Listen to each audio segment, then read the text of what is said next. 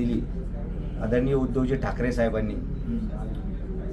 मी 17ला जरी जिल्हा परिषद सदस्य नसलो तरी परंतु त्या गटाचं विभाजन झालं आणि त्या गटातली 14 गावं जी आमची होती त्यातली काही गावं बेल्हे राजुरी जिल्हा परिषद गटात गेली, काही गावं आमच्या आळी पिंपळवंडी गटात आली आणि माझी 3 गावं नारायणगावला जोडली गेली। पण मी केवळ त्या जिल्हा परिषद गटात सीमित न राहता तालुका प्रमुख असल्या कारणानं सगळ्या तालुक्यात काम करत राहिलो। जिल्हा परिषदेच्या निवडणुका झाल्या नाहीत।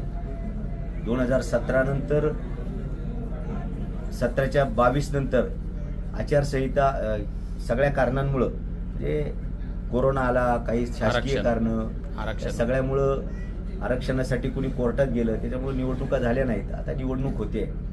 दरम्यानच्या काळात आपण सगळ्यांनी पाहिलं की साधारणतः 2024ला विधानसभेची निवडणूक लागली। त्या विधानसभेच्या निवडणुकीमध्ये पक्षाकडून मी स्वतः उमेदवारी अर्ज दाखल केला, उमेदवारी मागितली। त्याचं कारण असं आहे की लोकसभेला आम्ही सगळ्यांनी तुतारीचं काम केलं होतं, पक्षाचा आदेश होता। 2024च्या लोकसभेच्या निवडणुकीमध्ये डॉक्टर अमोल कोल्हे यांचं सगळ्यांनी खूप काम केलं, पण सगळ्यांनी मनाने काम केलं नाही। मला प्रचंड रोष पत्करावा लागला, कार्यकर्त्यांच्या पाया पडावं लागलं की आपल्याला उद्धवजींचा आदेश आहे, पक्षाचा आदेश आहे, काही करून आपल्याला तुतारीबरोबर गेलं पाहिजे, तुतारीचं काम केलं पाहिजे।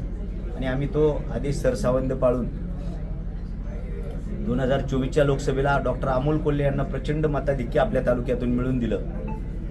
नंतर मला वाटतं साधारणतः वर्षभरामध्ये 6-7 महिन्यामध्ये 7 महिन्यात विधानसभेची निवडणूक लागली।